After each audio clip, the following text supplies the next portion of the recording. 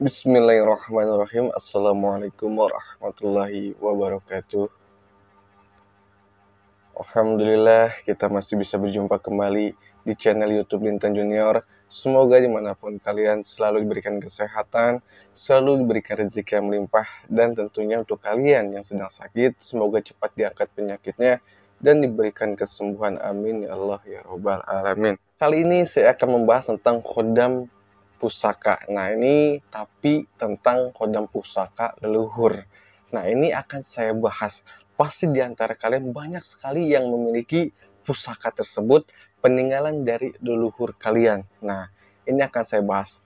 Dan untuk kalian yang baru menonton atau baru menyimak video saya, salam kenal dari saya, Selintan Junior.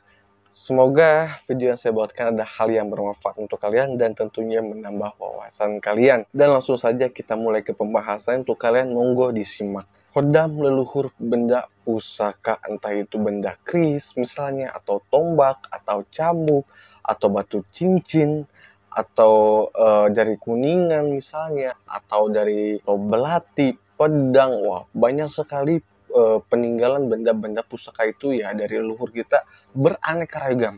Ada pesok kecil juga ada. Nah, ini kenapa bisa terjadi atau kenapa kok bisa benda padat atau benda mati bisa memiliki kekuatan. Nah, ini bagaimana prosesnya? Jadi zaman dahulu itu ya, jadi leluhur kita itu memiliki suatu kelebihan, dan kelebihannya itu digunakan untuk membantu sesama ada, untuk menyelakai sesama pun ada. Jadi zaman dulu itu nggak semuanya itu leluhur kita itu positif ya.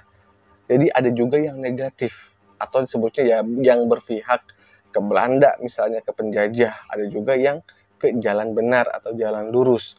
Nah, terus benda padat ini kenapa bisa menjadi mengandung kekuatan mistisnya? Nah, jadi zaman dulu itu leluhur kita melakukan suatu tirakat. Jadi saking banyaknya ilmu yang ada di badannya atau kelebihan yang ada di badannya, itu ditumpahkanlah ke benda tersebut. Jadi sebelum si khodamnya masuk ke benda padat itu ditanya dulu, komunikasi dulu. Jadi leluhurnya itu komunikasi dengan si khodamnya, mau tidak tinggal di benda tersebut. Nah, kalau misalnya mau, ya tinggal masukkan, tinggal pindah. Tapi kalau misalnya tidak, ya tidak bakal pindah, karena tidak semua benda padat itu bisa dimasukin oleh khodam. Enggak semuanya. Nah, si khodam ini misalnya masuk ke benda pusaka yang berbentuk keris. Nah, kenapa dia mau? Karena dari segi bahannya, bahan materialnya, nah itu cocok. Terus dari segi bentuknya, itu bisa menjadi suatu simbol. Misalnya keris. Ya, kerisnya misalnya luk 3, luk 7, luk 9, atau 11 misalnya. Itu ya ada artinya. Nah, dipadukanlah si khodam masuk ke keris yang artinya nantinya ini keris ini dipakai untuk melawan penjajah misalnya. Dan itu dinamai gitu. Jadi panjang banget ceritanya.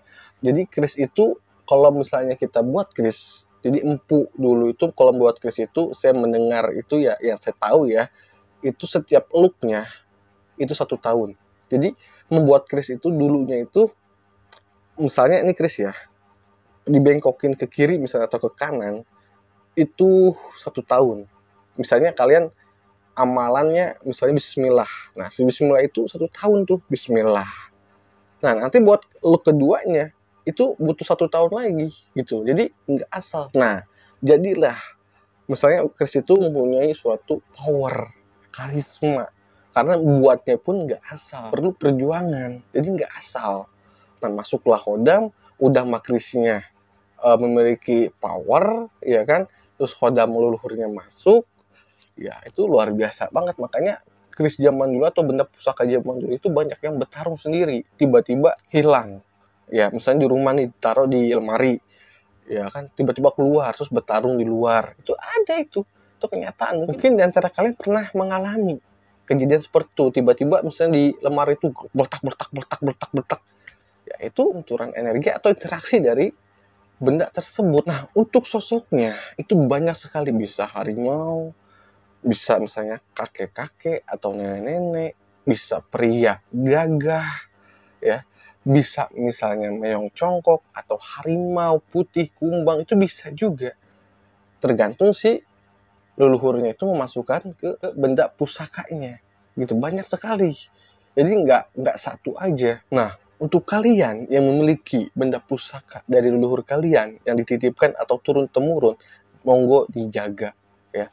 Dijaga, dirawat, jangan sampai dihilangkan, gitu ya. Pokoknya kalian harus rawat. Untuk kalian yang mempunyai ide untuk konten selanjutnya, tulis di kolom komentar ya. Kalau misalnya saya tahu atau saya paham, saya buatkan video. Kalaupun saya tidak tahu ya, saya skip dulu untuk pembelajaran selanjutnya. Dan saya pun masih belajar. Dan untuk kalian yang ingin konsultasi masalah gaib, pengisian khodam, atau penyakit medis maupun non-medis, atau jual rumah, jual tanah, atau dicek di badannya, kenapa tidak menikah, ya itu karena ada gangguan juga pastinya. Sampai umur sekian, kenapa datanya besar, udah ngelakuin ini kok nggak ketemu jodohnya.